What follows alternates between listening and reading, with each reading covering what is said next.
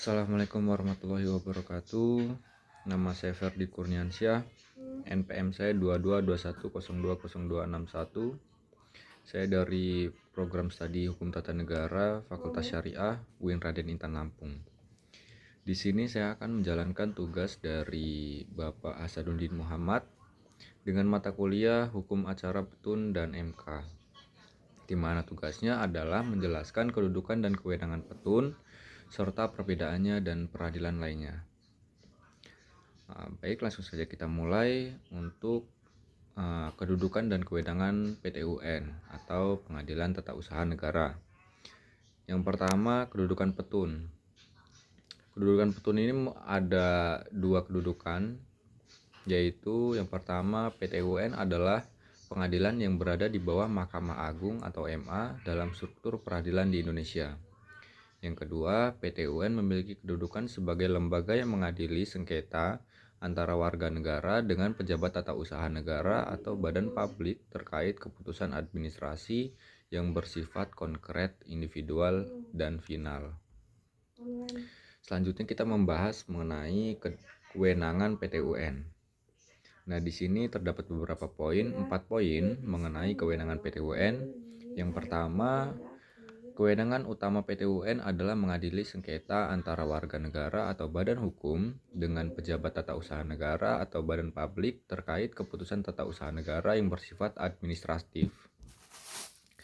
Nah, yang kedua, keputusan tata usaha negara yang dapat diuji di PTUN mencakup hal-hal yang terkait dengan izin, sanksi administratif, pemberhentian atau kebijakan administratif lain yang dikeluarkan oleh pejabat atau badan publik. Yang ketiga, PTUN tidak mengadili sengketa yang berkaitan dengan sengketa hukum privat atau seperti sengketa perdata atau pidana, tetapi hanya yang berhubungan dengan keputusan administratif. PTUN dapat membatalkan keputusan yang dianggap bertentangan dengan peraturan perundang-undangan, melanggar hak individu atau dikeluarkan tanpa prosedur yang benar. Nah, saya memberikan beberapa contoh dari kewenangan PTUN. Yang pertama, membatalkan keputusan pejabat atau badan publik yang merugikan warga negara, seperti pembatalan keputusan pemberhentian pegawai negeri sipil atau PNS. Yang kedua, menguji keputusan administratif yang dianggap tidak sesuai dengan aturan hukum yang berlaku. Nah, selanjutnya kita membahas mengenai perbedaan PTUN dengan peradilan lainnya. Tadi kita sudah membahas antara kewenangan serta kedudukan dari PTUN. Yang pertama, perbedaan PTUN dengan pengadilan negeri atau PN. Pengadilan negeri atau PN, dan di sini terdapat dua perbedaan. Kalau pengadilan negeri atau PN berwenang mengadili perkara perdata dan pidana.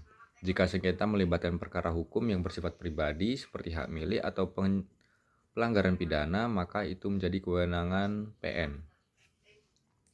Selanjutnya, petun sebaliknya, hanya mengadili sengketa yang berkaitan dengan keputusan administratif, bukan perkara perdata atau pidana. Terus, perbedaan PTUN dengan Mahkamah Konstitusi atau MK. Mahkamah Konstitusi atau MK mengadili perkara yang berkaitan dengan uji material undang-undang terhadap Undang-Undang Dasar Negara Republik Indonesia UUD NRI 1945, sengketa hasil pemilu, dan persoalan terkait kewenangan lembaga negara. Jika PTUN ini tidak berwenang menguji peraturan perundang-undangan, melainkan hanya berfokus pada pengujian keputusan administratif yang dikeluarkan oleh pejabat atau badan publik. Selanjutnya, PTUN dan Mahkamah Agung atau MA. Kalau Mahkamah Agung MA adalah pengadilan tertinggi yang mengawasi dan mengadili perkara yang bersifat kasasi atau perkara perdata, pidana, dan tata usaha negara melalui PTUN. Dan PTUN mengadili perkara pada tingkat pertama yang bersifat administratif dan tidak meninjau perkara perdata atau pidana. Selanjutnya, PTUN dan Pengadilan Tindak Pidana Korupsi atau Tipikor. Pengadilan Tipikor mengadili perkara terkait tindak pidana korupsi. Lalu jika PT UN sebaliknya tidak mengadili perkara pidana termasuk perkara yang berkaitan dengan korupsi, tapi lebih fokus pada keputusan administratif yang diambil oleh pejabat negara.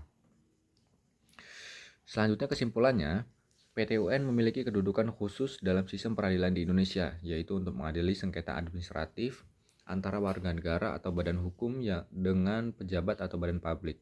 Sedangkan pengadilan lain seperti pengadilan negeri, Mahkamah Konstitusi, Mahkamah Agung memiliki kewenangan yang lebih luas atau berfokus pada bidang hukum yang berbeda, seperti pidana, perdata, ataupun konstitusi.